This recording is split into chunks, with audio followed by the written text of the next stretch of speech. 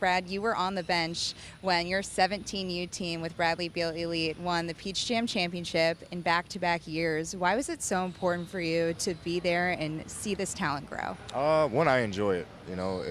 I enjoy coaching. I enjoy being around. I enjoy mentoring. So my whole summer is always playing around my team. But to witness it is very surreal. It's unique. We strive every year to reach that pinnacle, and we've been there 5 times, and I guess fifth time's the charm. We finally got it done.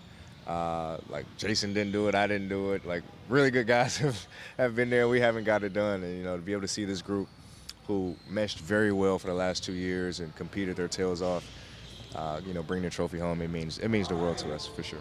Back-to-back Peach Jam champs. What's so special about this team in particular? I don't know, man. I'm always hard on them, so they're a bunch of knuckleheads in my opinion. I don't know what flavor or juices they got going, but they just mesh really well. They compete at a high level.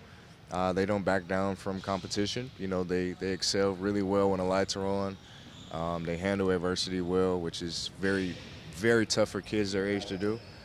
And they're very, very college-ready, pro-ready kids, and I haven't said that in a long time. So and I feel like a lot of that gives credit to their parents too and their upbringing, and because that means a lot too. I think a lot of it starts at home, but for them to be able to mesh and gel the way they did is exemplary for sure. What do you get from coaching the next generation? Joy and passion, because I have 3 boys of my own. I have sons now that are growing up and they see it. They have hunger for sports and being in competitive spirit all the time. So it just brings me joy. These kids have dreams of playing in the NBA like I do and going to college. Huge aspirations of, playing for their favorite coaches and, playing at the highest level. And I'm a walking testament to that. Them seeing me in the flesh is like, okay, yeah, like I can literally like touch, I can see that, so it's possible that, I can live in that same, limelight and that same step and path. So it's important for me to be around. I take pride in it. The kids love it, parents love it, and I probably enjoy it more than they do, honestly. You know firsthand the basketball talent that comes from here in St. Louis. You're a part of that. Jason Tatum, as you just mentioned.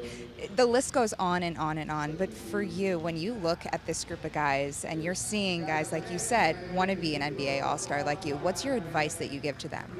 Sounds cliche and very simple, but work, man. Like work even when you think you're working hard. You're not working hard enough. You got to Jason and I always had this little mindset. It's like you got to be a little crazy, like when it comes to working out. Like you got to go above and beyond and push yourself to the limit. Because when you're not working, somebody else always is. But also have fun with it.